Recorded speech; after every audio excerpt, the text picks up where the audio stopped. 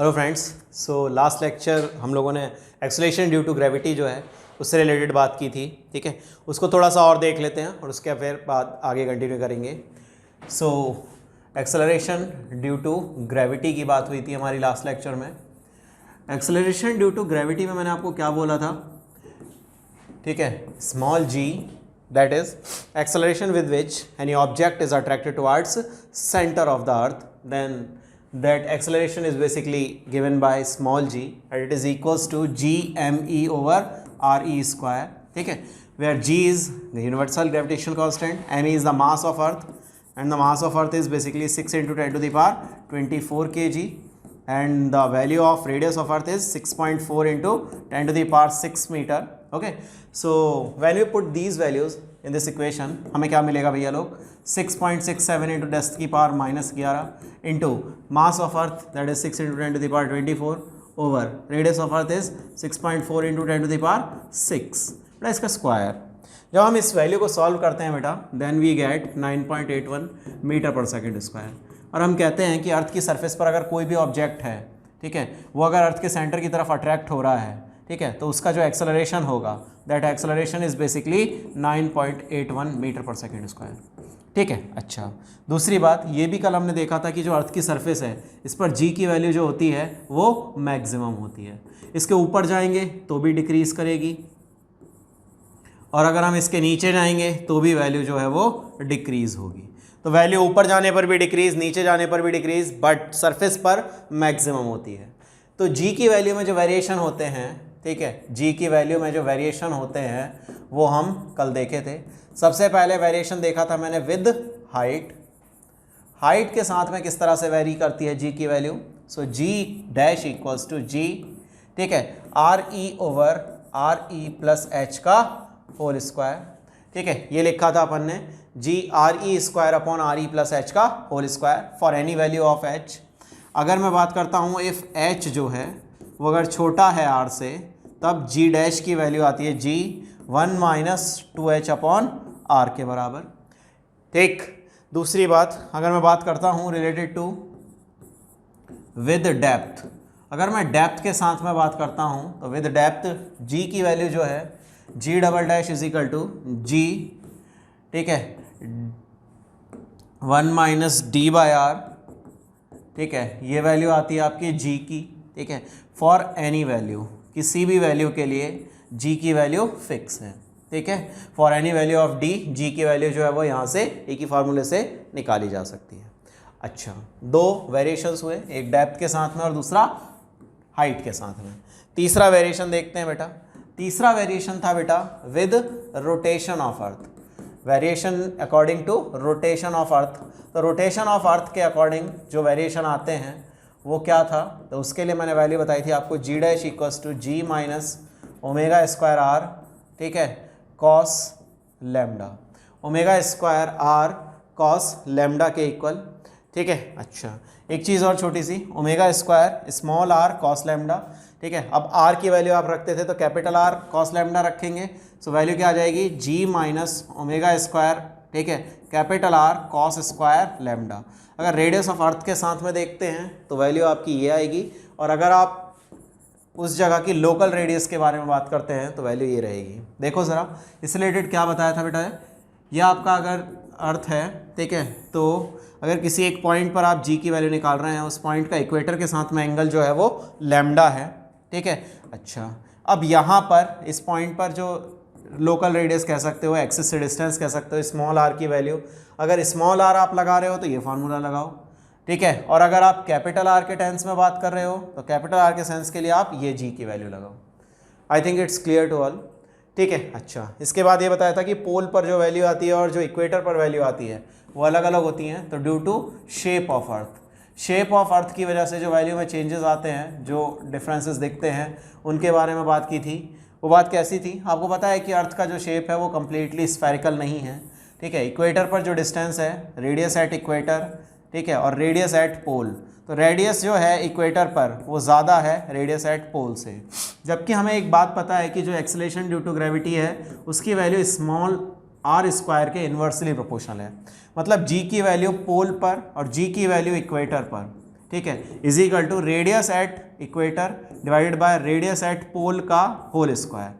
ठीक है, अच्छा अब R equator upon R pole जो है ये वैल्यू 1 से बड़ी होती है, ये वैल्यू 1 से बड़ी होती है। जब ये वैल्यू 1 से बड़ी हुई तो जीपी जो है, ठीक है, ये जीपी की जो वैल्यू है ये बड़ी हो जाएगी किससे, जी इक्वेटर से। क्यों? क्योंकि बेटा जब डिस्टेंस यहाँ रेडियस ये वाली बड़ी है, ये रेडियस छोटी है, तो जो रेडियस छोटी होगी उसके करस्पॉन्डिंग जी की वैल्यू जो है वो बड़ी होगी, और जो रेडियस बड़ी होगी उसके करस्पॉन्डिंग जी की वैल्यू छोटी होगी। ये तक कल हम बात कर चुके थे। अब मैं आपसे अगली बात करने जा रहा हूँ, that is related to gravitational potential energy. अब मैं आपसे बात करने जा रहा हूँ related to gravitational potential energy.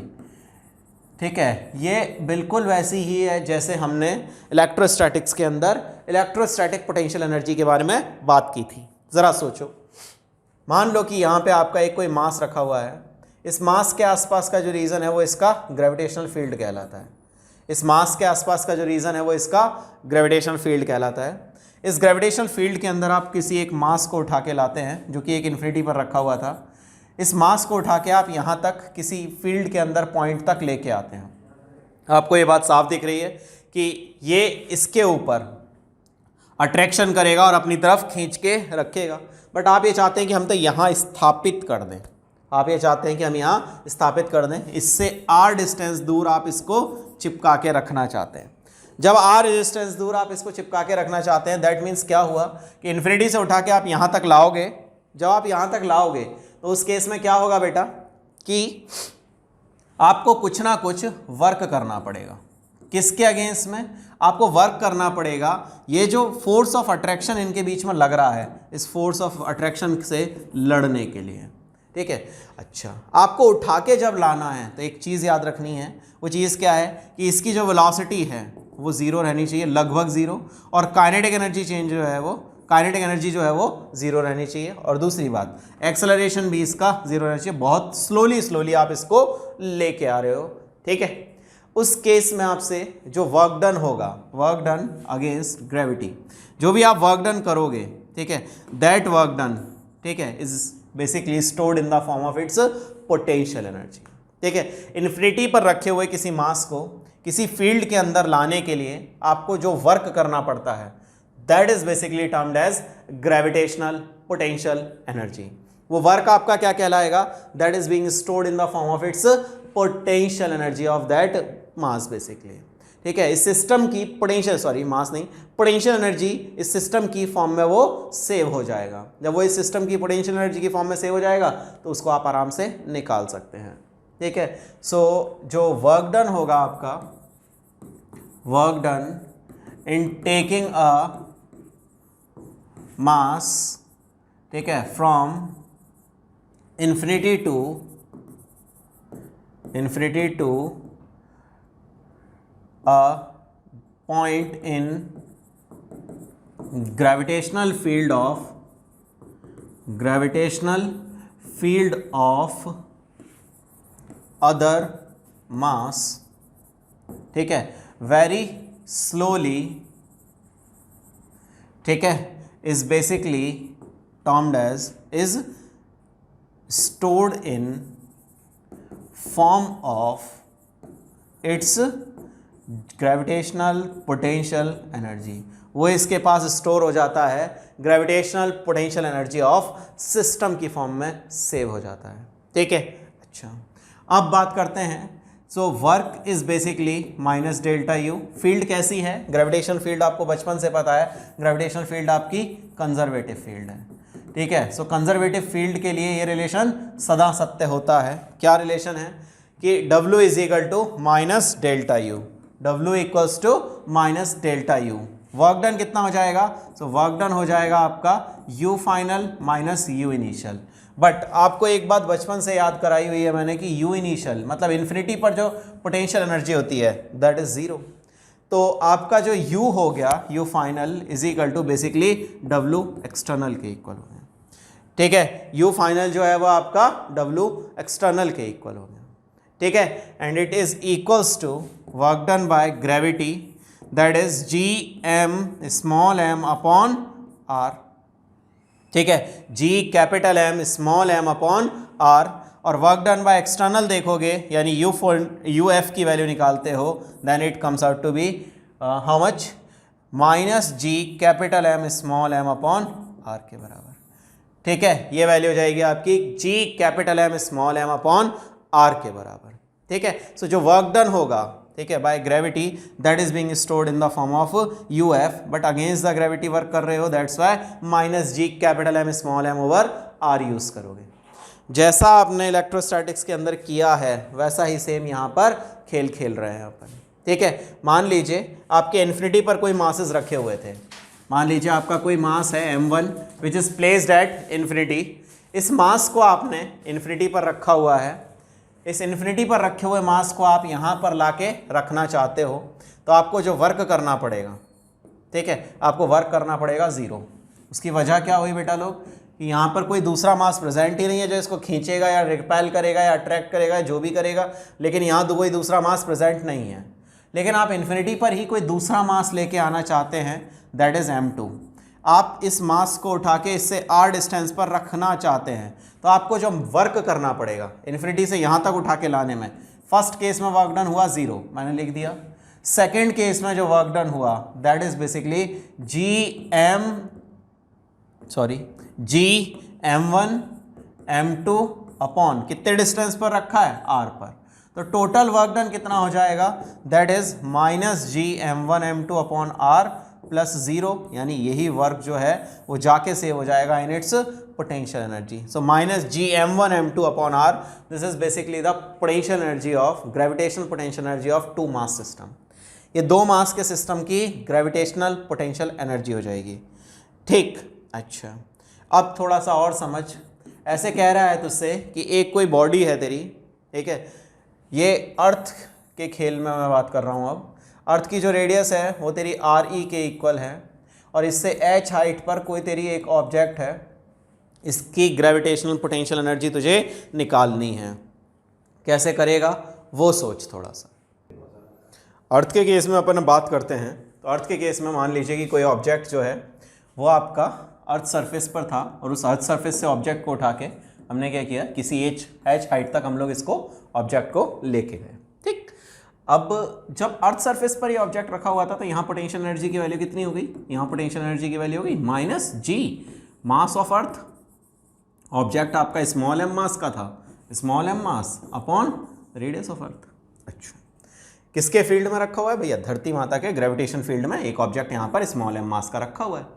इस स्मॉल एम मास के ऑब्जेक्ट को यहाँ से उठा के आप यहाँ तक लेके चले गए। ठीक है, स्मॉल एम मास के ऑब्जेक्ट को यहाँ से उठा के आप यहाँ तक लेके चले गए। सो यू फाइनल की वैल्यू कितनी होगी, यू फाइनल हो गया minus G M E M upon R E plus h. ठीक है, ये आपकी यू फाइनल हो गई। अब आपको क्या फाइंड करना है, आपको फाइंड करना है basically change in potential energy. Change in potential energy की वैल्यू कितनी हो गई, U final minus U initial. करो बेटा जरा सॉल्व, कितनी आ गई value, minus G M E M upon R E plus H, minus U I की वैल्यू कितनी हुई, minus of minus G M E M, ठीक है, जी एम ई एम, ठीक है, अपॉन आर ई। ठीक है, ये आपका चेंज इन पोटेंशियल एनर्जी निकालोगे तो माइनस माइनस आपका प्लस बन गया बेटा।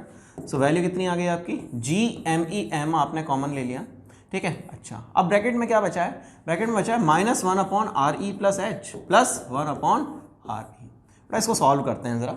जब इसको सॉल्व करोगे बेटा तो G M E M upon कुछ नहीं, एलसीएम लेते हैं, R E plus h into R E. अब यहाँ पर अगर मैं आर ई प्लस एच है तो आर ई से मल्टीप्लाई करूँगा, प्लस यहाँ लिखूँगा आर ई प्लस एच, ये कट गए आपके। वैल्यू क्या बनी मेरे पास में, तो चेंज इन पोटेंशियल एनर्जी की जो वैल्यू बनी that is basically G M E M, ठीक है, h upon R E into R E plus H.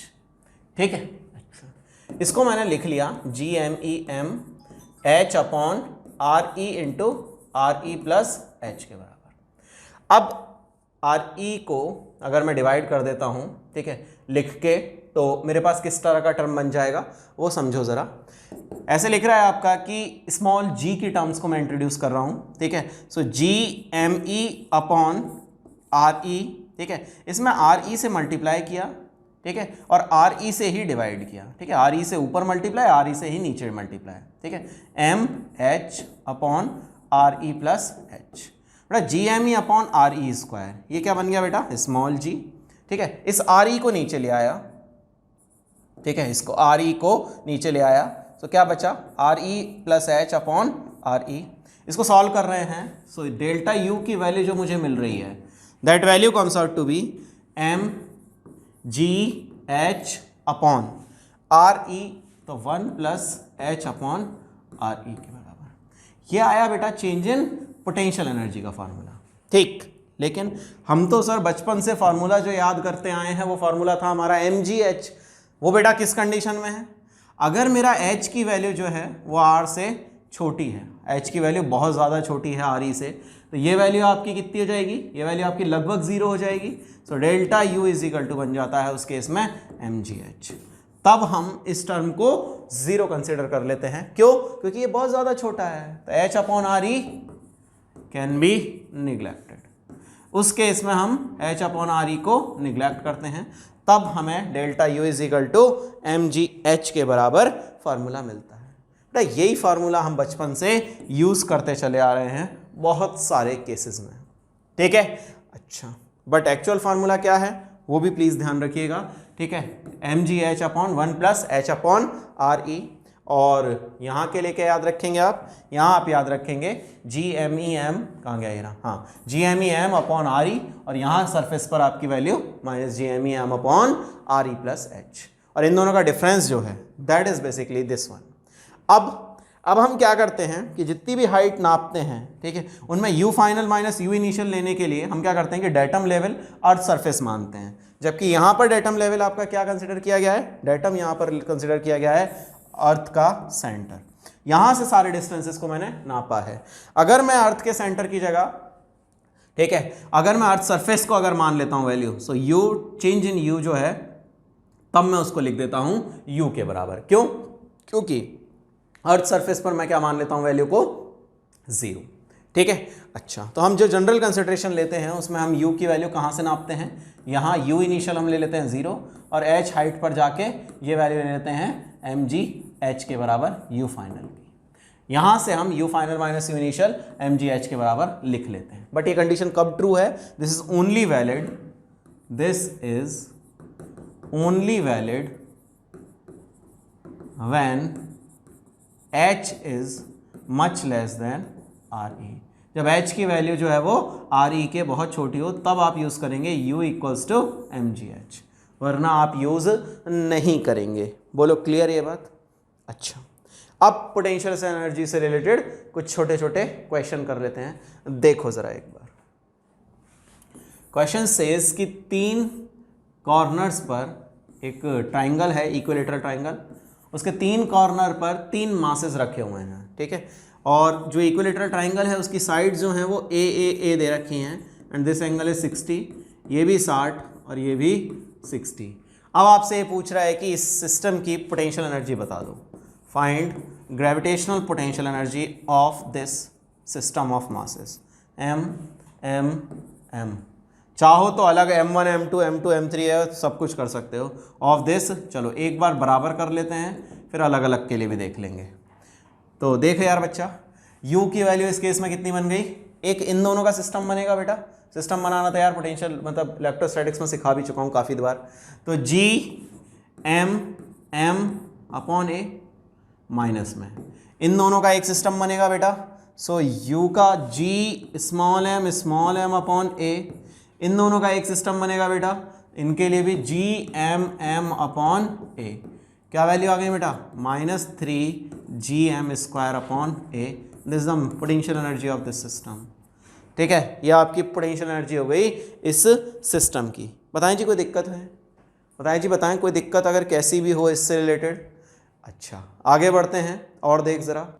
अच्छा बेटा, अगर बेटा इसी क्वेश्चन में आपसे ये बोला जाता है कि इसी सिचुएशन में, ठीक है, अगर साइड्स जो हैं उनको मैं 2a कर दूं, ठीक है, और उस 2a साइड के ट्राइंगल से मैं a साइड का ट्राइंगल बनाना चाहता हूं, मतलब पहले ये ट्राइंगल था, इनिशियल कंडीशंस ये थी, और इसकी हर साइड जो है वो 2a के बराबर थी, इसकी हर साइड जो है वो 2a के बराबर थी। फिर मैं इन तीनों को करीब लाया। जब मैं इन तीनों को करीब लाया, इस तरह से मैं आगे खींच के लाया हूँ कि इन तीनों साइड्स के बीच, इस तीनों के बीच का जो एंगल है, मतलब साइड्स हैं, वो हो जाए AAA। इस सिस्टम से ये सिस्टम बनाने के लिए चेंज इन पोटेंशियल एनर्जी कितनी होगी ये बताना है आपको। आसान भाषा में ये कह सकते हो कि कितना वर्क करना पड़ेगा, ठीक है, 2a से a डिस्टेंस तक रखने में। पहले कहाँ रखे हुए थे? पहले रखे हुए थे 3 कॉर्नर्स पर 2a साइड के पर। फिर तुम इसे खिसका के ऐसे ऐसे पास में लाए। जब तुम पास में लेके आए तो तुम्हें कितना वर्क करना पड़ेगा, वो वर्क आपको निकालना है। फाइंड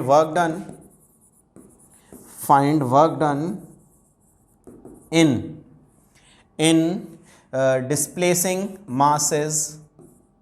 डिस्प्लेसिंग masses फ्रॉम जो एक्सटर्नल आपका ट्राइंगल है टू इंटरनल वन। बाहर वाले ट्राइंगल से अंदर वाले ट्राइंगल तक लाने के लिए कितना वर्क करना पड़ेगा, वो वर्क आप इजीली निकाल सकते हैं। सोचो ज़रा। तो सबसे पहले वर्क की बात कर रहे हो, so work is equal to होता है change in potential energy, U final minus U initial, ठीक है, वो भी विद नेगेटिव साइन। तो यानी U initial minus U final कर दीजिए, आपको वर्क डन पता चल जाएगा ये कितना हो रहा होगा, ठीक है। सो कर लो यार, आसान ही है अब तो, ठीक है। सो यू फाइनल और यू इनिशियल की वैल्यूज़ निकाल के और माइनस कर देंगे, हमें वैल्यूज़ मिल जाएंगी। तो देखो ज़रा, यू फाइनल की वैल्यूज़ कितनी होंगी बेटा? तो यू फाइनल की वैल्यू हो जाएंगी GM² अपॉन 2a माइनस में GMM upon 2a minus GMM upon 2a, ठीक है, यानी माइनस 3GM² अपॉन 2a। ऐसे यू इनिशियल की बात कर रहे हैं तो minus GMM upon a minus GMM upon a minus GMM upon a, value कितनी आ गई? माइनस 3GM² अपॉन a, ठीक है। चेंज इन पोटेंशियल एनर्जी की बात करता हूँ, so work done is equal to change in potential energy, ठीक है। So minus U final minus U initial कर दो ज़रा। सो वैल्यू आपकी minus 3GM² upon 2a minus plus हो जाएगा ये 3GM² अपॉन a, पूरे में से आधा जाएगा तो आधा बचेगा, ठीक है। सो 3GM² upon a negative, this must be the work done. यह आपका वर्क डन हो जाएगा, ठीक है। बताएं जी, कोई परेशानी है किसी को? तो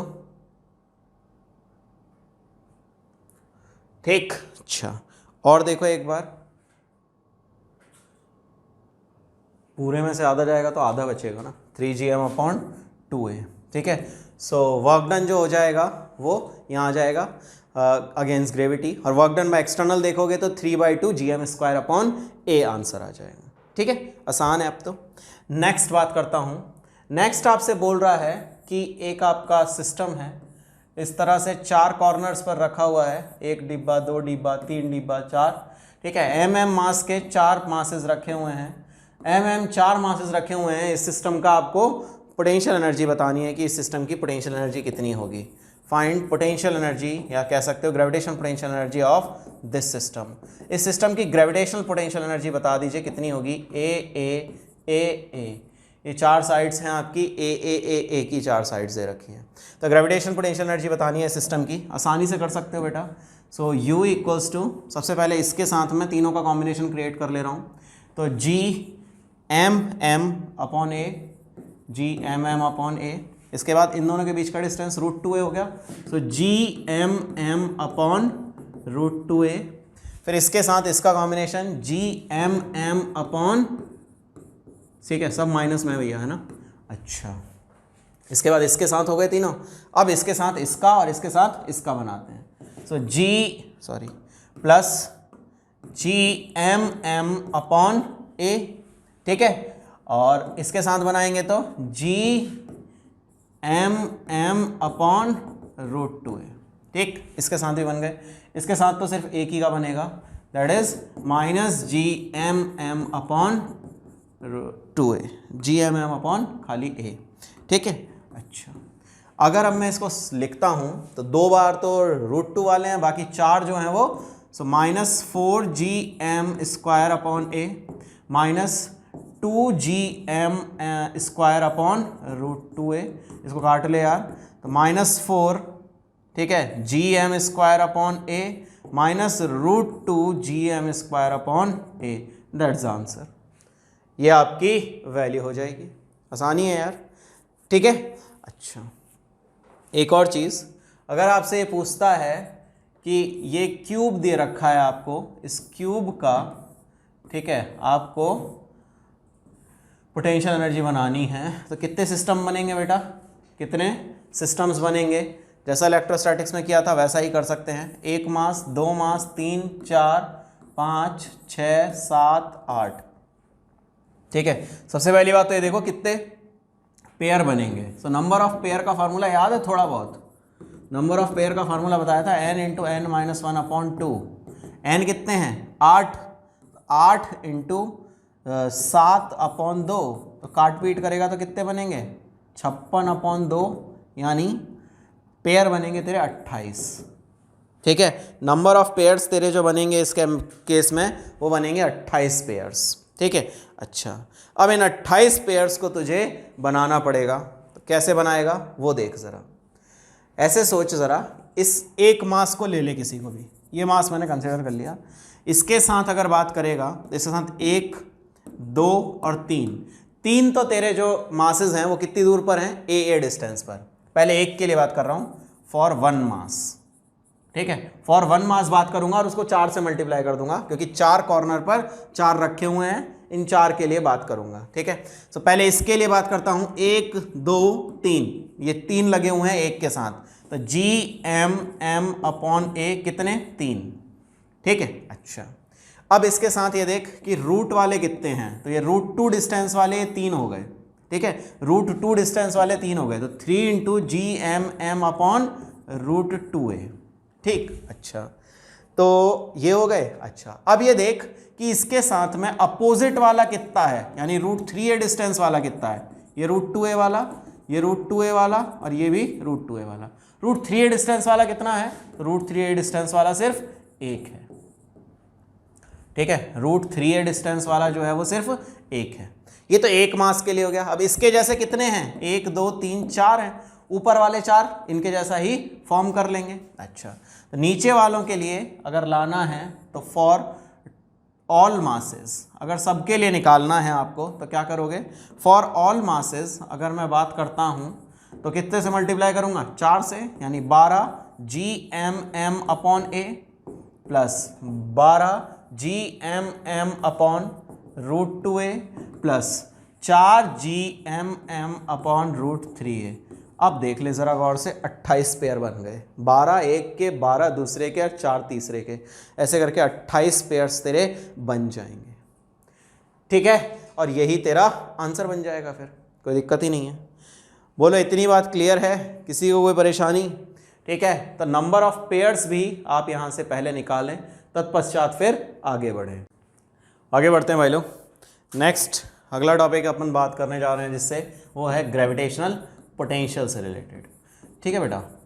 तो यार जैसा अपन ने इलेक्ट्रिकल पोटेंशियल से रिलेटेड बात पढ़ी थी वैसा ही है आपका ग्रेविटेशनल पोटेंशियल का बात। ग्रेविटेशनल पोटेंशियल क्या कहता है वो समझो ज़रा।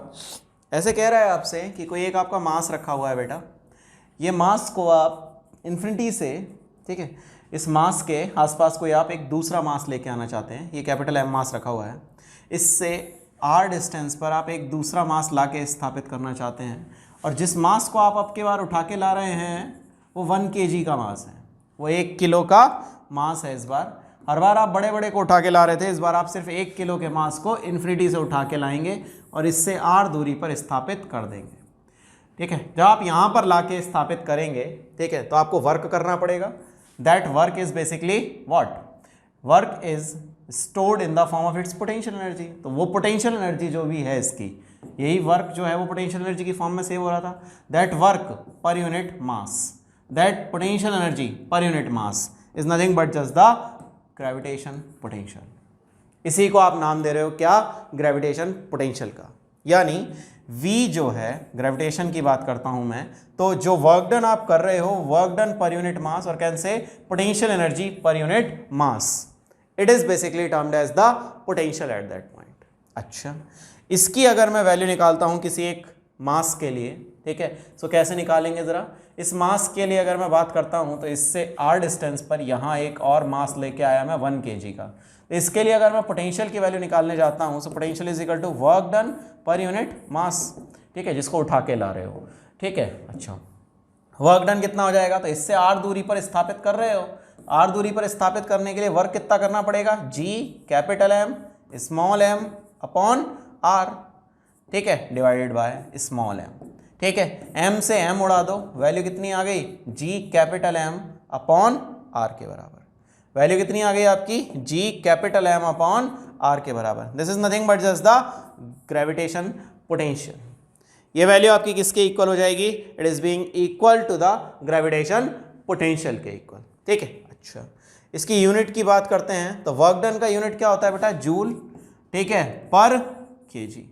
इसकी यूनिट क्या आ जाएगी, जूल पर केजी के बराबर, ठीक है। जूल के अंदर क्या क्या शामिल होता है, जूल के अंदर शामिल होता है न्यूटन मीटर पर केजी, ठीक है। न्यूटन के अंदर क्या शामिल होगा, किलोग्राम मीटर स्क्वायर पर second square divided by KG, काट, वैल्यू क्या आ गई तेरी, यूनिट आ गई इसकी मीटर स्क्वायर पर सेकेंड स्क्वायर, ये यूनिट हो जाएगी, ठीक है, ये वीजी की यूनिट हो जाएगी, ठीक है। अच्छा, और आप कैसे समझ सकते हो इसको, अगर मैं बात करता हूं वर्क डन की, मुझे इस केस में अगर वर्क डन फाइंड करना हुआ तो वर्क डन कैसे फाइंड करोगे, तो देखो वर्क डन पर यूनिट मास जो था वो आपका वीजी था। अगर मैं वर्क डन की बात करता हूं तो किसके बराबर हो जाएगा, VG multiply by mass. So work done जो होगा वो कितना हो जाएगा, VG multiply by mass by any external source. किसी भी एक्सटर्नल सोर्स का जो मास हो जाएगा वो हो जाएगा मास इनटू जो आपका वीजी है, और बेटर से चेंज इन वीजी, ठीक है, बेटर से mass into change in VG, ठीक है, क्योंकि दो पॉइंट्स के बीच का रिस्पेक्ट में निकाल रहे हैं, अकेले पॉइंट की बात नहीं कर रहे थे, ठीक है। जैसे यहाँ भी अगर मैंने बात की है तो एक तो आपका यहाँ मास रखा हुआ है और इन्फिनिटी से उठा के लाया, तो दोनों के बीच में ही तो निकाल रहे हो, इन्फिनिटी के रिस्पेक्ट में निकाला है इसलिए इसको पोटेंशियल का नाम दिया है। बाकी अगर किसी दो पॉइंट्स के लिए निकाल रहे होते तो पोटेंशियल डिफरेंस वर्ड यूज करते, बट पोटेंशियल डिफरेंस यहाँ पर यूज नहीं होता है ज़्यादातर, ठीक है। अच्छा, it is very much similar to electrical potential difference था, ठीक, तो इसलिए ज़्यादा दिक्कत की ज़रूरत नहीं है, ठीक है। चलो आगे बढ़ते हैं। Next is what, next is basically the hollow sphere, next is basically the hollow sphere, ठीक है। मैं काफ़ी सारे शेप्स ले रहा हूँ और उनके लिए फिर अब मैं ग्रेविटेशन पोटेंशियल की वैल्यूज़ को निकालने जा रहा हूँ, तो आप देखो एक एक करके कि हम ग्रेविटेशन पोटेंशियल की वैल्यू कैसे कैसे निकाल सकते हैं। सो बेटा अब मैं बात करने जा रहा हूँ पोटेंशियल की, इसको थोड़ा ढंग से समझना है यार, पोटेंशियल निकालने का तरीका मैं थोड़ा अलग तरीके से बताऊँगा, उसको समझ जरा। मुझे पोटेंशियल निकालना है हॉलो स्फीयर के लिए 3 अलग अलग जगह पर, ठीक है। अगर कोई एक पॉइंट अंदर है तो उसके लिए हॉलो स्फीयर के लिए पोटेंशियल की वैल्यू कितनी होगी, कोई वैल्यू जो है वो आपकी सरफेस पर है तो पोटेंशियल की वैल्यू कितनी होगी, और अगर कोई वैल्यू आपकी सरफेस के बाहर है तो पोटेंशियल की वैल्यू कितनी होगी। मैं ले रहा हूँ 3 पॉइंट्स P Q, ठीक है, और S ले लेता हूँ ना, P Q और S ले लेता हूँ, ठीक है। अच्छा, मैं एक एक करके तीनों बता रहा हूँ, आप ध्यान से देखो, ठीक है। At a point inside the sphere, sphere के अंदर कोई पॉइंट एग्जिस्ट कर रहा है, ठीक है, तब अपन बात करने जा रहे हैं। तो एट पॉइंट, किस पॉइंट पर बात कर रहे हो आप, P पॉइंट पर। जब हम P पॉइंट पर बात कर रहे हैं तो पोटेंशियल की वैल्यू Vg कितनी हो गई, Vg हो गई आपकी किसके बराबर, दैट इज G, ठीक है, M, ठीक है, अपॉन स्मॉल r, ठीक है। ये वैल्यू हो सकती थी, बट एक बात सोच कि सारा का सारा मास कंसंट्रेटेड है कहाँ, सरफेस पर, अंदर मास है ही नहीं। जब अंदर मास ही नहीं है तो पोटेंशियल किसकी वजह से आएगा, that's why potential becomes zero, that's why potential becomes zero inside the surface. कैसे, तो सोच ज़रा, मैं तुझे निकालने का तरीका बता देता हूँ, ठीक है, कैसे निकालेगा। थोड़ा सा इलेक्ट्रिसिटी से अगर रिलेट कर सकते हो तो करो, ठीक है, उसके बाद आगे बात करेंगे। ऐसे कह रहा हूँ आपसे कि जैसे Vg निकालना है तो जो आपने Ig की वैल्यू निकाली थी ना उसको डिफरेंशिएट कर दो, सॉरी, जो आपने Ig की वैल्यू निकाली थी ना उसको इंटीग्रेट कर दो, ठीक है। Ig मतलब जो इंटेंसिटी की वैल्यू निकाली थी उसको आप इंटीग्रेट कर दो, Ig डॉट dr करो और इसको इंटीग्रेट कर दो, आपको Vg मिल जाया करेगा। लेकिन अंदर के किसी पॉइंट के लिए अगर मैं बात करता हूँ, ठीक है, अंदर के किसी सॉरी, अंदर के किसी पॉइंट के लिए बात करता हूं तो Vg की वैल्यू कितनी हो जाएगी? पहली बात, सॉरी, जीरो नहीं होगी, जीरो तो नहीं होगी। Vg जो है वो जीरो नहीं होगी, क्यों? क्योंकि Ig जीरो होता है, ठीक है। Ig क्या होता है अपना? Ig की वैल्यू जो है वो अंदर जीरो होती है। Vg जीरो नहीं होगा, क्यों? क्योंकि कांस्टेंट इंटीग्रेशन करोगे तो भी वैल्यू आएगी। Vg की वैल्यू कितनी होगी अंदर के किसी पॉइंट के लिए जो सरफेस पर थी? Gm/r के बराबर, ठीक है। जो सरफेस पर वैल्यू थी वही वैल्यू आपकी अंदर एग्जिस्ट करेगी। तो Ig जो है वो जीरो हो जाएगा, तो Vg जीरो नहीं होगा। क्यों? क्योंकि जब भी इंटीग्रेशन करोगे इसका, ठीक है, तो वैल्यू आपको मिलेगी ही मिलेगी, ठीक है। कांस्टेंट है, ठीक है। जब किसी का डिफरेंशिएट किया और वैल्यू आ गई आपके पास जीरो, तो Vg आपका कांस्टेंट हो गया, Vg आपका क्या हो गया? कांस्टेंट हो गया। अच्छा, दोबारा फिर से बताता हूं, अगर नहीं समझ में आया तो ढंग से समझ एक बार। ऐसे कह रहा है तुझसे कि अगर इसको ढंग से लिखेगा तो dVg/dr is equal to Ig हो गया। अब ये टर्म जीरो है तो Vg का डिफरेंशिएशन जो है वो जीरो हो रहा है। दैट मीन्स कि Vg कैसा है? कांस्टेंट है। Vg जीरो नहीं है, Vg कांस्टेंट है, ठीक है। Vg कांस्टेंट है अंदर, तो Vg की वैल्यू कितनी हो गई? Gm/r के बराबर। अच्छा, दूसरी बात करते हैं, at a point on the surface. जब कोई पॉइंट ऑन द सरफेस लाई करता है तब के लिए बात करता हूं, ठीक है। सो वैल्यू कितनी हो जाएगी वो देख जरा। ऐसे कह रहा है कि Ig की वैल्यू कितनी थी? Gm/r²। इसका इंटीग्रेशन करेगा तो क्या मिल जाएगा तुझे? Vg मिल जाएगा। सो Vg की वैल्यू कितनी हो जाएगी? -Gm/r के बराबर। Vg की वैल्यू कितनी हो जाएगी? -Gm/r के बराबर। 1/r² का इंटीग्रेशन करना इन्फिनिटी से, ऐसे लिख लो, ऐसे समझ लो, Ig.dr इंटीग्रेशन करो कहाँ से कहाँ तक? इन्फिनिटी से लेके r तक, और इस केस में कैपिटल R तक। कितना आ जाएगा बेटा? सो वैल्यू आ जाएगी आपके पास कि Gm/r²। इसका इंटीग्रेशन करो dr के रिस्पेक्ट में इन्फिनिटी से लेके r तक, ठीक है। 1/r² का इंटीग्रेशन करोगे, एक छोटा वाला r ले रहा हूँ, ठीक है। इसका 1/r² का इंटीग्रेशन करोगे तो -1/r आ जाएगा इन्फिनिटी से कैपिटल R तक, ठीक है। G into capital M, value आ गई Gm/R, ठीक है। यह आपकी वैल्यू आ गई किसके लिए? फॉर दिस, ठीक है, on at a point on the surface. अगर मैं बात करता हूं at a point outside the surface, at a point outside the surface, अगर कोई सरफेस से बाहर पॉइंट एग्जिस्ट कर रहा है तब के लिए तो कोई दिक्कत ही नहीं है, ठीक है। तब के लिए वैल्यू कैसे निकालोगे? कोई बाहर पॉइंट एग्जिस्ट कर रहा है तो Ig की वैल्यू कितनी होती है? Gm/r²। तो Vg कितना हो जाएगा? -Gm/r। कितनी दूर पर पॉइंट एग्जिस्ट कर रहा है? स्मॉल r डिस्टेंस पर। रेडियस कितनी है? Capital R। तब के लिए ये वैल्यू हमने निकाली। दैट मीन्स कि मुझे तीन वैल्यूज पता चली। एक वैल्यू पता चली जो अंदर है, अंदर से लेके सरफेस तक वैल्यू है Gm/r के बराबर, वो भी नेगेटिव। सरफेस पर भी वैल्यू सेम है और बाहर जाने पर वैल्यू है Gm/r, यहाँ से लेके r आगे तक। अगर मैं ग्राफ ड्रॉ करता हूँ, जरा गौर से देखना, जब मैं ग्राफ ड्रॉ करूँगा इस केस में, ठीक है, तो कैसे वैल्यू आएगी? पहले कांस्टेंट वैल्यू, एक चीज़ और, ग्राफ में v की वैल्यू नेगेटिव बनानी है मुझे, तो मैं नेगेटिव साइड में बना रहा हूँ, -v इधर ले रहा हूँ, तो -Gm, ठीक है, और उसके बाद में फिर इन्वर्सली प्रोपोर्शनल टू r²। ये v वर्सेस r का कर्व अगर मैंने बनाया है तो ये आ गई आपकी -Gm/r, सरफेस तक यही रहेगी, ठीक है, small r is equal to capital R तक। जब स्मॉल r की वैल्यू कैपिटल R से बड़ी हो जाएगी तब ये केस आ जाएगा, ठीक है। सो नेगेटिव वैल्यू है, दैट्स वाई ग्राफ मैंने नीचे बनाया। अच्छा, कुछ किताबों में ऊपर भी मिलेगा, तो घबराना मत, वो ग्राफ जो है ना उसमें वैल्यू नेगेटिव को बस वो ऊपर मान लेते हैं और कोई फ़र्क नहीं पड़ रहा है, ठीक है। अच्छा, आगे बढ़ो। नेक्स्ट आपका है सॉलिड स्फीयर का केस। तो सॉलिड स्फीयर के केस में दो केसेस तो बिल्कुल सेम रहते हैं, ठीक है। सॉलिड स्फीयर के केस में क्या होगा? पूरा मास भरा हुआ होगा, सारा का सारा मास सेंटर पर नहीं होता है, ठीक है। तो Vg at a point outside, at a point outside, ये वैल्यू आपकी सेम रहेगी, -Gm/r के बराबर, -Gm/r के बराबर, स्मॉल r सॉरी, ठीक है। अच्छा, और at a point on the surface, at a point on the surface अगर लेते हो, सो Vg की वैल्यू कितनी हो गई? -Gm/R के बराबर। ठीक है।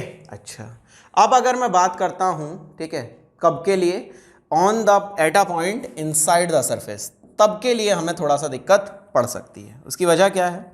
उसकी वजह यह है कि जो IG की वैल्यू है, ठीक है, वो अंदर के लिए अलग है। इस सरफेस में अंदर के लिए वैल्यू होती थी आपकी G capital M upon R cube into small r, और बाहर के लिए जो वैल्यू है वो है GM बाय R स्क्वायर के बराबर, GM बाय R स्क्वायर के बराबर।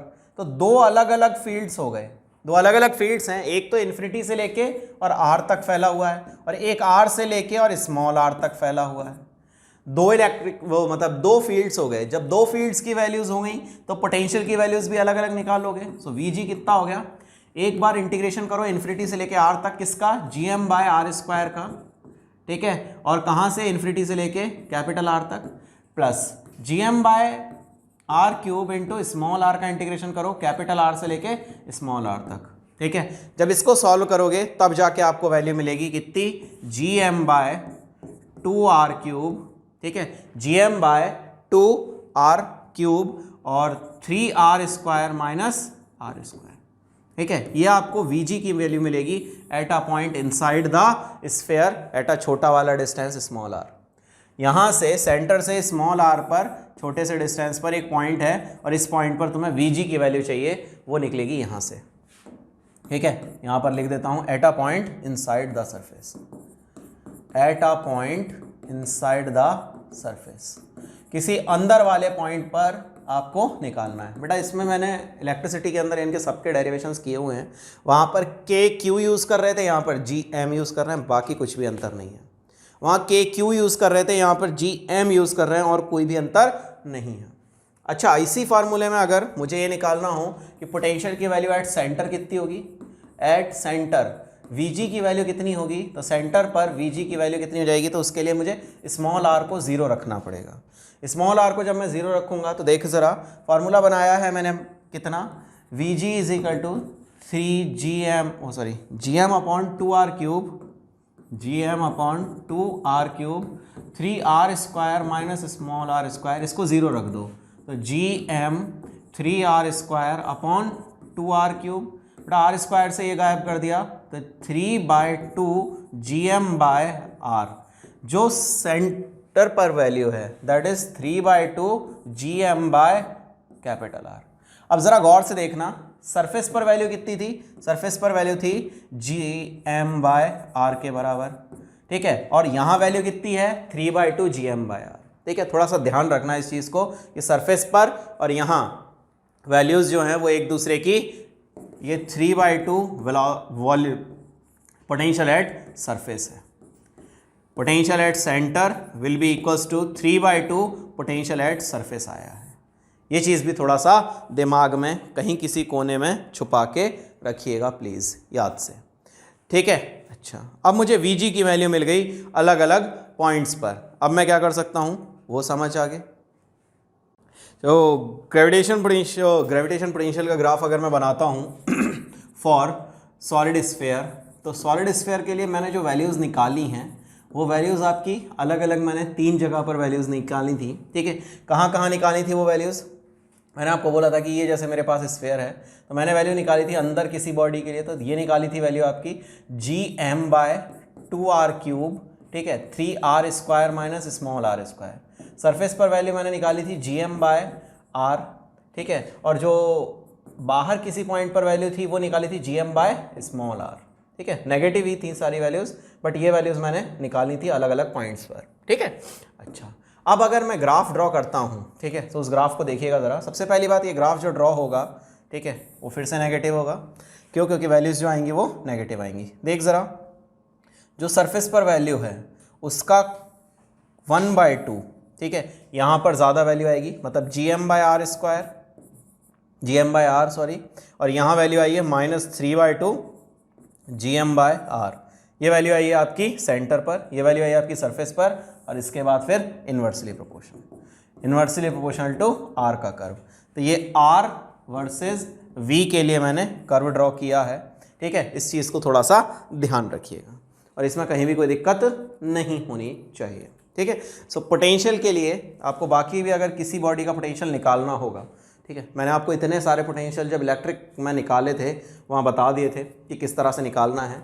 यहाँ भी आप वही कीजिएगा, जो आपकी फील्ड इंटेंसिटी है उसको इंटीग्रेट करेंगे, ठीक है, with respect to D R, और इन्फिनिटी टू आर के लिए उसको लिमिट लगाएंगे and then you get the value for potential. मैं लिख देता हूँ इस चीज़ को, जो आई जी की वैल्यू आपको गिवन है, I G is basically the gravitational field intensity. उस ग्रेविटेशनल फील्ड इंटेंसिटी से आप इजीली वैल्यू फाइंड कर सकते हैं किसकी, Vg की। So Vg is equal to, आप यूज़ कर लेना है इसको बस खाली, IG dot D R from infinity to R तक के लिए, ठीक है, आपका काम बनता नज़र आएगा, ठीक है। अच्छा, अब एक बहुत ज़्यादा ज़रूरी सा टॉपिक कराने जा रहा हूँ, that is basically the mechanical energy conservation, ठीक है। ध्यान से करना है इस टॉपिक को, बहुत ज़्यादा ज़रूरी है, और कभी भी नीट का कोई पेपर उठा के देख लीजिएगा, इस पार्ट से क्वेश्चन मिलेंगे ही मिलेंगे, ठीक है। तो मैं बताने जा रहा हूँ मैकेनिकल एनर्जी कंजर्वेशन के बारे में,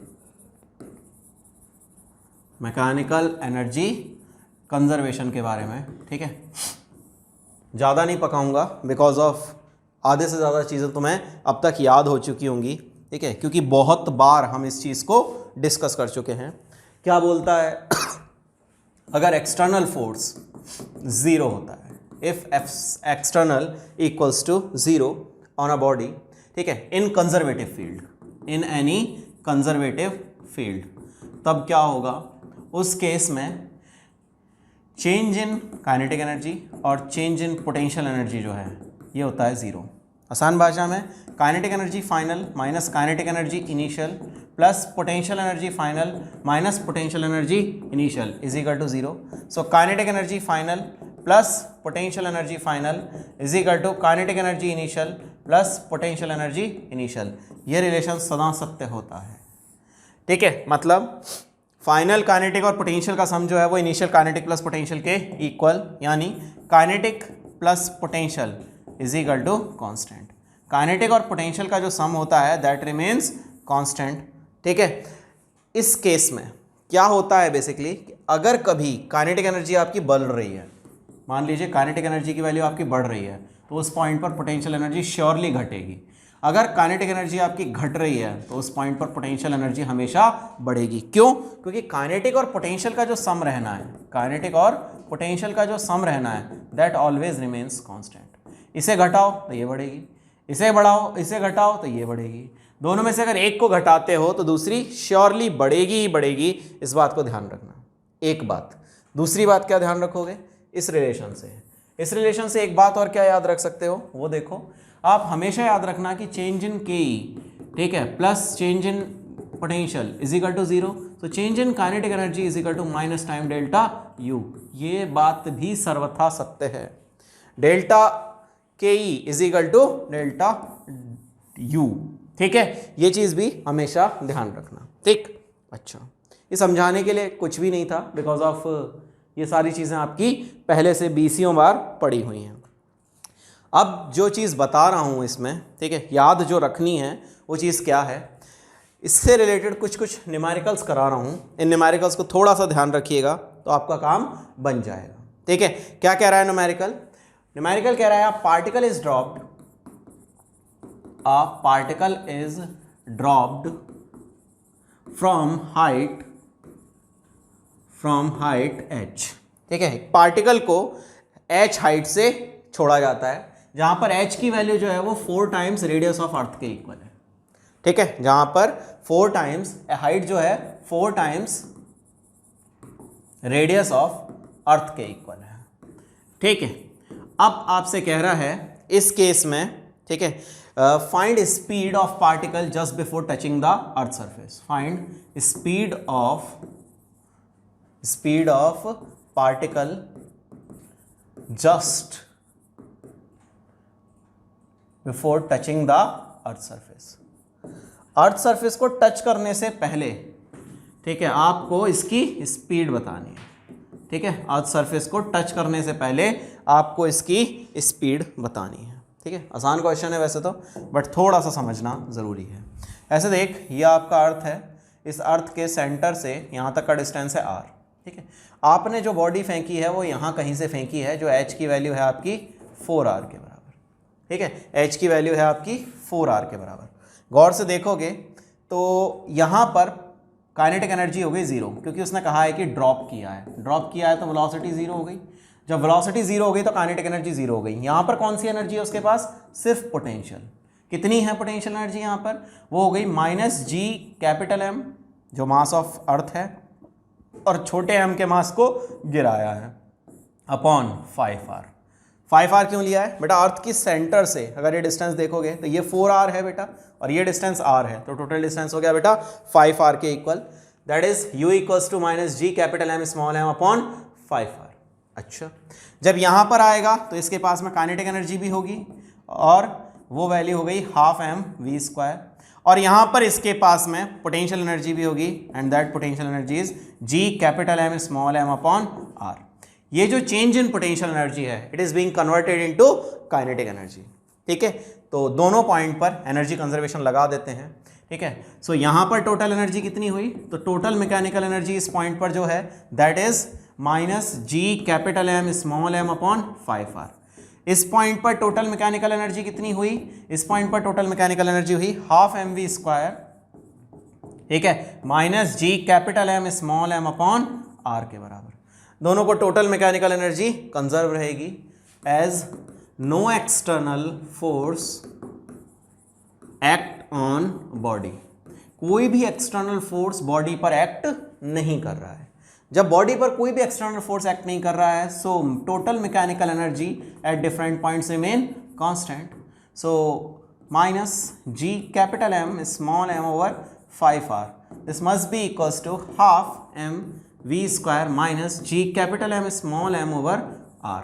ठीक है, इसको इधर पटकते हैं -g capital M small m upon 5r plus g capital M small m upon r is equal to ½ mv²। बेटा m आपको कटता दिख रहा होगा। ठीक है, अच्छा, gm/5 और gm/5r और gm/r। ठीक है, -1/5 + 1। ठीक है, तो कितना बच जाएगा?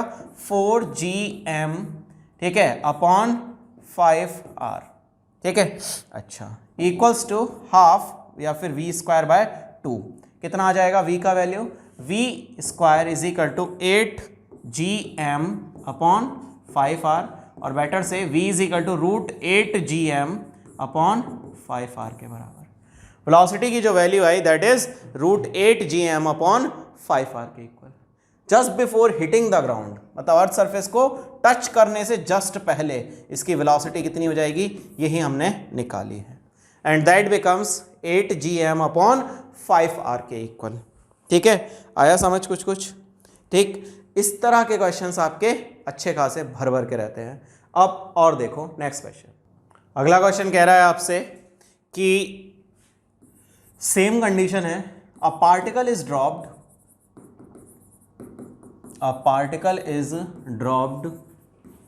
From a height of 4r, ठीक है, फ्रॉम अर्थ सरफेस से 4r की हाइट पर आपने एक पार्टिकल को गिराया। ठीक है, अच्छा, अब क्या हुआ? इसके बाद ये हुआ find speed of particle at height h equals to 2r। h equals to 2r पर हाइट बतानी है, where r is radius of earth. ये आपका क्वेश्चन है। समझ गए होगे क्वेश्चन तो? ठीक है, दोबारा से बता देता हूँ एक बार, समझो जरा। ऐसे कह रहा है आपसे कि ये आपका अर्थ है, इस अर्थ की सेंटर से, ठीक है, ये डिस्टेंस तो r होता है, यहाँ से 4r है, 4r पर एक पार्टिकल को ड्रॉप किया जाता है। यहाँ से जब ड्रॉप किया जाता है तो u 0 हो गया, तो काइनेटिक एनर्जी 0 हो गई, काइनेटिक एनर्जी तो 0 हो गई। और जब यहाँ से h बराबर 2r पर यहाँ पर आपको स्पीड बतानी है कितनी होगी, हाइट 2r पर आपको स्पीड बतानी है कितनी होगी। यहाँ काइनेटिक एनर्जी तो 0 हो गई, पोटेंशियल एनर्जी कितनी होगी इस हाइट पर? इस हाइट पर पोटेंशियल एनर्जी की वैल्यू हो जाएगी g capital M small m upon 4 और 1 5r हो जाएगा, r और 4r, दैट बिकम्स 5r। अच्छा, यहाँ पोटेंशियल एनर्जी कितनी हो जाएगी, minus G capital M small M upon 3r, क्योंकि r तो ये रहा और 2r ये रहा। अच्छा, प्लस काइनेटिक एनर्जी यहाँ पर कितनी हो जाएगी, यहाँ काइनेटिक एनर्जी हो जाएगी बेटा हाफ mv²। इन दो पॉइंट्स पर अगर मैं काइनेटिक एनर्जी कंजर्वेशन लगा दो, टोटल मैकेनिकल एनर्जी कंजर्वेशन लगा देता हूँ, मेरा काम पूरा हो जाएगा। से तो total mechanical energy at h equals to 4r, h equals to 4r पर टोटल मैकेनिकल एनर्जी कितनी हुई, तो जीरो काइनेटिक एनर्जी है, plus minus G capital M small M upon 5r, ये वैल्यू हो गई तेरी TME की। अच्छा, अब बात कर रहा है कि total mechanical energy at h equals to 3r पर, तो हाफ mv², ये तो काइनेटिक एनर्जी हुई, plus minus G capital M small M over 3r, ये हो गई टोटल मैकेनिकल एनर्जी। इन दोनों को टोटल मैकेनिकल एनर्जी कंजर्वेशन के अकॉर्डिंग क्या करेंगे, तो TME आपका कांस्टेंट है, तो दोनों को आप बराबर करिए। ये वैल्यू आपकी कितनी है, minus G capital M small M over 5r equals to, इसको रखो ज़रा, half mv² plus minus G capital M small M over 3r के बराबर है। m हटा दिया, उस डाटा को इधर उठा के लाएगा, तो minus gm/5r plus gm/3r is equal to v²/2। ठीक है, 5r और 3r का एलसीएम लेंगे तो 15r हो गया बेटा। ठीक है, minus 3gm plus 5gm is equal to v²/2। ठीक है, यहाँ से माइनस करोगे तो क्या बन जाएगा आपके पास में, 2gm upon 15r, 2gm upon 15r equals to v²/2। ठीक है, 4gm अपॉन 15r का रूट, ये वेलोसिटी हो गई just at height at h equals to 2r। Velocity h equals to 2r पर हो जाएगी रूट 4/15 gm/r के बराबर। It's the velocity of body at a height h equals to 5r। बताइए जी, कोई दिक्कत इतने में? अच्छा, अब ये समझ में आया। ठीक है, अच्छा नेक्स्ट क्वेश्चन पर थोड़ा सा बढ़ते हैं, देखो ज़रा इस क्वेश्चन को भी। नेक्स्ट क्वेश्चन पर स्किप कर रहा हूँ यार, इस क्वेश्चन को थोड़ा सा अच्छे से समझ लेना। ठीक है, थोड़ा ज़रूरी सा क्वेश्चन है। ठीक है, ऐसे कह रहा है क्वेश्चन, टू पार्टिकल्स, इसी क्वेश्चन में काफ़ी सारे सब पार्ट्स हैं तो थोड़ा ढंग से, two particles of mass m and 4m are placed, m and 4m are placed capital R distance apart. दो मासेस हैं, उन दोनों को मैंने, ठीक है, कैपिटल R डिस्टेंस दूर पर रखा हुआ है। ठीक है, आपको फाइंड करते जाना है एक एक करके काफ़ी सारी चीज़ें। सबसे पहले फाइंड करना है potential energy of the system formed, जो भी इनकी वजह से सिस्टम फॉर्म हो रहा है उसका पोटेंशियल एनर्जी कितना होगा। बहुत सिंपल है ये तो आसानी से हो जाएगा। U equals to minus G m1 m2 upon r होता है फार्मूला, माइनस जी m की वैल्यू है और कैपिटल दूसरा वाला m क्या है, 4m upon r, that means minus 4gm²/r के बराबर। ये वैल्यू आ गई आपके पास। अच्छा, अब क्या कह रहा है आगे, आपसे कह रहा है कि system becomes free, if system, इसी क्वेश्चन की बात कर रहा है ये, इफ सिस्टम बिकम्स फ्री, अगर सिस्टम को मैं फ्री छोड़ देता हूं, ठीक है, अच्छा, then find out number 1 ratio of momentum. उन दोनों के मोमेंटम का रेशियो बताना है। क्या होगा बेटा, बड़ा सिंपल सा कंसेप्ट है बेटा, क्योंकि F एक्सटर्नल 0 है सिस्टम पर। जब सिस्टम पर F एक्सटर्नल 0 है तो नेट मोमेंटम जो होगा वो कांस्टेंट हो गया। ठीक है, यानी P इनिशियल या फिर P of 1 plus P of 2 is equal to 0। Initially वो दोनों रेस्ट पर रखे हुए थे, बाद में आपने उनको जब छोड़ दिया तो वो चलने लगे होंगे। ठीक है, किसी स्पीड से चले होंगे तो इनिशियल मोमेंटम 0, बाद का मोमेंटम P1 प्लस P2, तो P1 और P2 का जो वैल्यू है, ठीक है, P1 और P2 की जो वैल्यू है दैट बिकम्स, अरे क्या है, तो P1 is equal to minus P2 लिख सकते हो साहब। यानी P1 का जो वैल्यू है वही वैल्यू होगा न्यूमेरिकल वाइज P2 का, यानी P1 और P2 का जो रेशियो हुआ, P1 और P2 का जो रेशियो हुआ दैट बिकम्स 1। वो दोनों आपस में बराबर हो जाएंगे, दैट्स वाई P1 और P2 के मैग्नीट्यूड्स का जो रेशियो हो गया दैट बिकम्स 1। ठीक है, एक बात। इसी का सेकंड पार्ट बोल रहा है find the ratio of speed, find the ratio of speed. दूसरी बात बोल रहा है स्पीड का रेशियो बताना है। तो देखो जरा, देखो P1 की वैल्यू जो है वो P2 के मैग्नीट्यूड के बराबर है। ठीक है, सो मास इनटू पहले वाले की स्पीड जो है उसको मैं v1 मान ले रहा हूं, दूसरे वाले की जो स्पीड है उसको मैं v2 मान ले रहा हूं। m से m कट गया।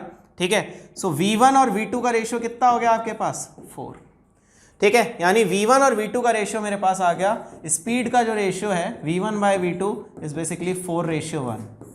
ठीक है, तो उनकी स्पीड का जो रेशियो आया that ratio basically comes out to be 4:1। तीसरी बात बोल रहा है find the ratio of their kinetic energy, find the ratio of their kinetic energy. उनकी काइनेटिक एनर्जी का रेशियो बताओ बेटा। सो काइनेटिक एनर्जी का रेशियो क्या हो जाएगा वो देखो जरा, kinetic energy 1 upon kinetic energy 2 is equal to P²/2m1 divided by P²/2m2, क्योंकि P दोनों का बराबर है, 2 दोनों के बराबर है, वैल्यू कितनी है m2/m1। m2 की वैल्यू है 4m और m1 की वैल्यू है m, काट दे जरा, कितना आ गया 4:1 का रेशियो। सो काइनेटिक एनर्जी 1 और काइनेटिक एनर्जी 2 का रेशियो जो आया वो आया आपके पास में, काइनेटिक एनर्जी 1 और काइनेटिक एनर्जी 2 का रेशियो आया 4:1 के बराबर। मतलब दोनों काइनेटिक एनर्जीज का जो रेशियो है that comes out to be 4:1 के बराबर। बताएं जी कोई दिक्कत इतने में? ठीक है, अच्छा और समझो ज़रा, नेक्स्ट आगे बढ़ते हैं। इसी क्वेश्चन का नेक्स्ट पार्ट देखो। ठीक है, इस क्वेश्चन में अब वो बोल रहा है find out potential energy, find out potential energy when distance becomes r/2। उन दोनों के बीच का डिस्टेंस जब r/2 हो जाता है तब आपसे पूछ रहा है कि पोटेंशियल एनर्जी कितनी हो जाएगी। तो देख ज़रा आसानी से, ये 4 वो एक m मास का था और एक 4m मास का था। ठीक है, इन दोनों के बीच का डिस्टेंस इनिशियली r था, अब कितना कह रहा है वो r/2। तो पोटेंशियल एनर्जी कितनी हो जाएगी, सो u, या कह सकते हो कि पोटेंशियल एनर्जी जो हो जाएगी फाइनली दैट बिकम्स g, ठीक है, m 4m अपॉन r/2 यानी 8gm² के बराबर। दैट्स द पोटेंशियल एनर्जी जो कि हो जाएगी बाद में। ठीक है, अच्छा नेक्स्ट इसी का पार्ट, अगला क्वेश्चन बोल रहा है कि फाइंड आउट, ठीक है, kinetic energy of particle in this case. इस केस में काइनेटिक एनर्जी ऑफ पार्टिकल आपको बतानी है। ठीक है, सो काइनेटिक एनर्जी कितनी हो जाएगी इस केस में वो देखो ज़रा। आपको पता है कि चेंज इन काइनेटिक एनर्जी और चेंज इन पोटेंशियल एनर्जी की जो वैल्यू है वो आपकी सेम रहनी है। चेंज इन काइनेटिक एनर्जी और चेंज इन पोटेंशियल एनर्जी की जो वैल्यू है वो आपकी सेम रहनी है। u final minus u initial is equal to, देखो सबसे पहले कितनी थी वैल्यू, तो काइनेटिक एनर्जी जब r डिस्टेंस था तब आपकी कितनी थी और जब आपका r/2 हो गया तब कितनी है, तो माइनस g कैपिटल M या सॉरी gmm, ठीक है, अपॉन r, ये थी आपकी जब 2r/2 हो गया distance, minus gm 4gmm upon r, ये इनिशियल कंडीशन थी। ठीक है, सो 4gm² upon r minus 8gm² upon r, ये वैल्यू आ गई आपकी माइनस 4gm² अपॉन r के बराबर। यह आ गया u final minus u initial की वैल्यू। ठीक है, यह आ गई आपकी u final minus u initial की वैल्यू। अच्छा, दैट मीन्स कि मेरे को एक बात पता चला कि जो चेंज इन काइनेटिक एनर्जी है that becomes equal to minus 4gm² upon r के बराबर।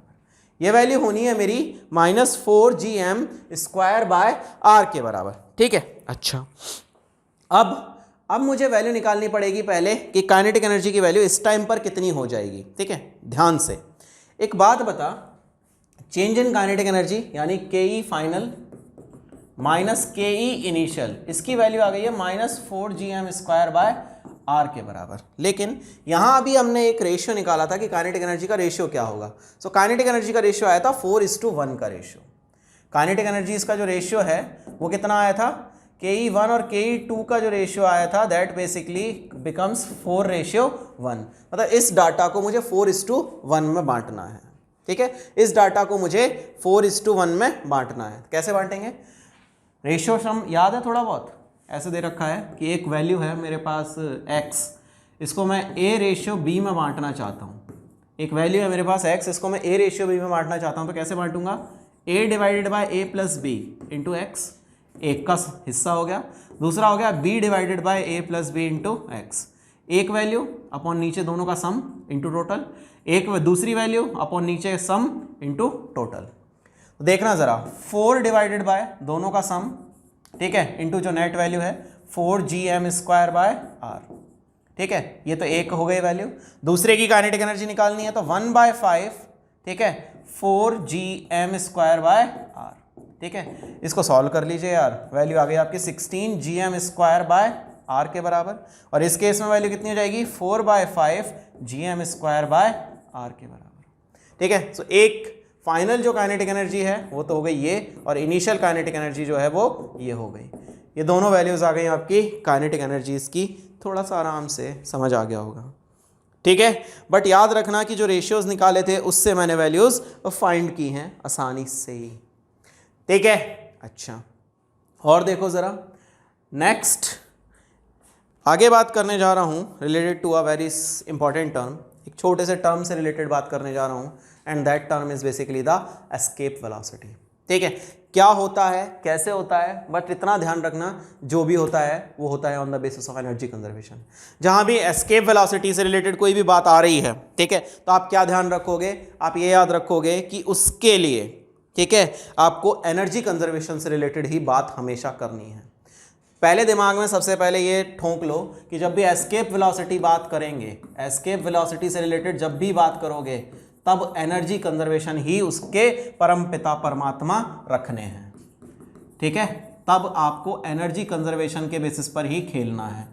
एक और वेलोसिटी आएगी भैया अभी, ठीक है, उस केस में आपको फोर्स के बेसिस पर खेलना होगा। ऑर्बिटल वेलोसिटी करके एक वेलोसिटी आएगी, उस केस में आपको फोर्स के बेसिस पर खेलना हुआ करेगा। यहाँ पर आपको एनर्जी कंजर्वेशन के बेसिस पर ही खेलना है जब भी आपसे एस्केप वेलोसिटी नाम की कोई टर्म बात की जाती है।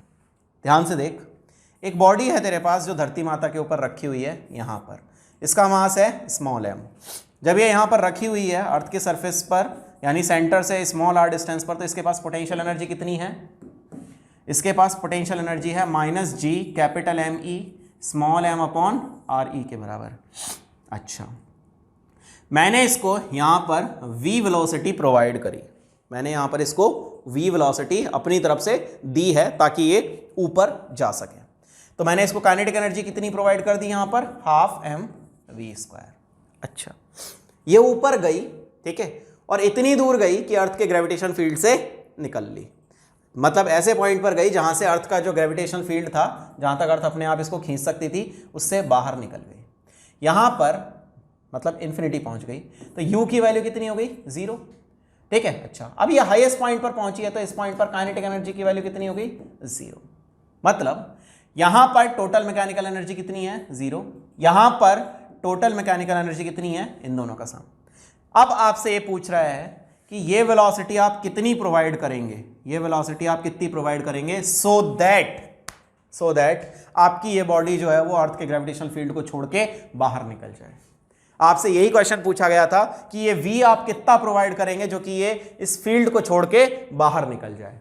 क्यों? क्योंकि जब यहां टोटल मैकेनिकल एनर्जी 0 है तो यहां भी टोटल मैकेनिकल एनर्जी कितनी होनी चाहिए, तुम्हें पता है, ठीक, क्योंकि दोनों पॉइंट्स पर टोटल मैकेनिकल एनर्जी कांस्टेंट रहनी चाहिए, कंजर्व रहनी चाहिए। ऐसा नहीं है कि बीच में कुछ आएगा और जो इस एनर्जी को बना के चला जाएगा। ठीक, तो देखो जरा, मैं लगा रहा हूं यहां पर TME is equal to constant, मैं यहां पर लगा रहा हूं TME is equal to constant. यहां देखो जरा, -GMEM upon RE plus ½ mv² is equal to 0। ठीक है, इसको उधर पटकते हैं, -GMEM upon RE equals to -½ mv²। कुछ कट रहा है तो काट दो यार।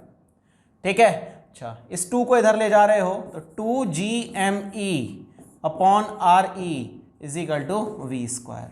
अगर मैं V की बात करता हूं, so what's the value for V, that comes out to be √2GME upon RE। Earth की सरफेस पर अगर किसी ऑब्जेक्ट को तुम इतनी वेलोसिटी दे देते हो, then it becomes freed from the gravitational field of earth, और वो स्पेस में जाने के लिए राजी हो जाए। ठीक है, तो वो कब राजी बोलेगा? वो राजी तब बोलेगा जब √2GME अपॉन RE वेलोसिटी उसको प्रोवाइड करा दोगे। ठीक है, याद रखना इस कंसेप्ट से बहुत क्वेश्चन थे, इस बार के पेपर में भी बहुत आए हैं। ठीक है, तो आगे बढ़ते हैं। सो जो एस्केप वेलोसिटी है उसकी वैल्यू आपकी कितनी मिली है? VE equals to √2GME upon RE के बराबर। इसमें सब कुछ कांस्टेंट है, तो क्या मैं अर्थ की सरफेस पर वैल्यू निकाल सकता हूं? एट अर्थ सरफेस VE की वैल्यू कितनी हुई? √2G कितना है? 6.67 इंटू 10 की पावर -11, ठीक है, into mass of earth is equal to 6 into 10 की power 24 upon radius of earth is 6.4 into 10 की पावर 6। इसको सॉल्व कर बेटा, जब इसको सॉल्व करेगा तो तुझे पता चलेगा 11.2 किलोमीटर पर सेकेंड। अगर तू अर्थ की सरफेस पर खड़ा होकर किसी बॉडी को इस वेलोसिटी से फेंक देता, बेटा किलोमीटर लिख रहा है ना, हिसाब से है ना, थोड़ा सोचने के टाइम ना हम उड़ जाते हैं कभी कभी हवा में कि इतनी तो हम वैसे उठा के हाथ से ही फेंकवा देंगे, नारे 11.2 किलोमीटर पर सेकेंड है, मतलब समझ रहे हो ना, मतलब हो गई 11,200 मीटर पर सेकंड की स्पीड। इतनी स्पीड से जब किसी बॉडी को तुम धरती से फेंकोगे, ठीक है, तब जाके वो आसमान में मतलब वापस लौट के नहीं आएगी, स्पेस में फ्री हो जाएगी। सो हम इसको क्या कह सकते हैं? हम कह सकते हैं मिनिमम स्पीड, हम इसको कह सकते हैं कि ये वो मिनिमम स्पीड है which is required for a body, which is required for a body to, ठीक है, किसके लिए? वो बॉडी किस इतनी स्पीड अगर मैं प्रोवाइड कर दूं तो उसके साथ में क्या होगा? ठीक है, for a body on earth surface, on surface of earth, on surface of अर्थ, ठीक है, अर्थ की सरफेस पर वो मिनिमम स्पीड, ठीक है, जो उसके लिए रिक्वायर्ड है to escape out from gravitational field of earth. Gravitational field of earth से बाहर जाने के लिए जो स्पीड रिक्वायर्ड है, that speed is basically termed as what? The escape velocity. इसी वेलोसिटी को नाम दिया गया है क्या? एस्केप वेलोसिटी का। ठीक है, अच्छा, एक 2-4 छोटे छोटे से इससे रिजल्ट हैं जिनको ध्यान रखना है तुम्हें अपने दिमाग में। क्या है? V की वैल्यू क्या निकली है? V की वैल्यू निकली है 2GME अपॉन RE। सबसे पहली बात तो ये सुनो, it is independent of mass of object thrown. Mass of object thrown, जिस भी ऑब्जेक्ट को तुम फेंक रहे हो उसके मास से इंडिपेंडेंट है। तुम उठा के एक चींटी को फेंको या फिर तुम उठा के एक हाथी को फेंको, दोनों को तुम्हें सेम वेलोसिटी प्रोवाइड करनी है। क्यों? क्योंकि उस मास पर डिपेंड ही नहीं करता कि किस ऑब्जेक्ट को आपने उठा के फेंका है। हाँ, आंट और एलिफेंट दोनों को आपको सेम वेलोसिटी देनी पड़ेगी ऑन द सरफेस ऑफ अर्थ। हाँ, वो बात अलग है कि आप अर्थ की सरफेस से ऊपर जाके कुछ खेल खेलना शुरू कर दें। कोई ज़रूरी नहीं है कि अर्थ की सरफेस पर ही आप वैल्यू को निकालें, आप किसी और हाइट पर जाके भी एस्केप वेलोसिटी प्रोवाइड कर सकते हैं। जब आप उसको एस्केप वेलोसिटी किसी भी बॉडी को प्रोवाइड करेंगे, ठीक है, तो वो एस्केप वेलोसिटी जो है वो वहाँ से और स्पेस तक के लिए आप एनर्जी कंजर्वेशन लगा दीजिएगा, आपको आंसर मिल जाएगा। जैसे ऐसे बोल रहा है आपसे कि अर्थ की सरफेस से h हाइट पर, यहाँ पर से आपने किसी एक बॉडी को कितनी वेलोसिटी प्रोवाइड करें so that it becomes free from earth surface. क्या करेगा बेटा? बड़ा सिंपल सा कंसेप्ट है। यहाँ पर देख, हाफ mv² तूने वेलोसिटी प्रोवाइड कर दी और g capital M small m upon RE plus h तेरे पास में पोटेंशियल हो गई। इसको जीरो, पोटेंशियल यहाँ जीरो, काइनेटिक भी यहाँ पर जीरो, दोनों को इक्वेट कर दे भाई। तो half mv² plus -g capital M small m over RE plus h is equal to 0। उठा पटक उधर, G capital M upon R E plus H, ऊपर आ गया 2 और नीचे आ गया root is equal to V. इस वेलोसिटी पर खेल लियो भाई, ठीक है। इतनी वेलोसिटी तुझे प्रोवाइड करनी पड़ेगी at a height h from surface of earth, at height h from surface of earth, earth की सरफेस से, ठीक है। अगर तुझे ऊपर बात करनी है तो इतनी वेलोसिटी मिनिमम तुझे प्रोवाइड करनी पड़ेगी, so that that body becomes escape out from the earth gravitational field, ठीक है। सो इससे रिलेटेड क्वेश्चंस कल करते हैं। That's all for this day, bye bye, take care दोस्तों।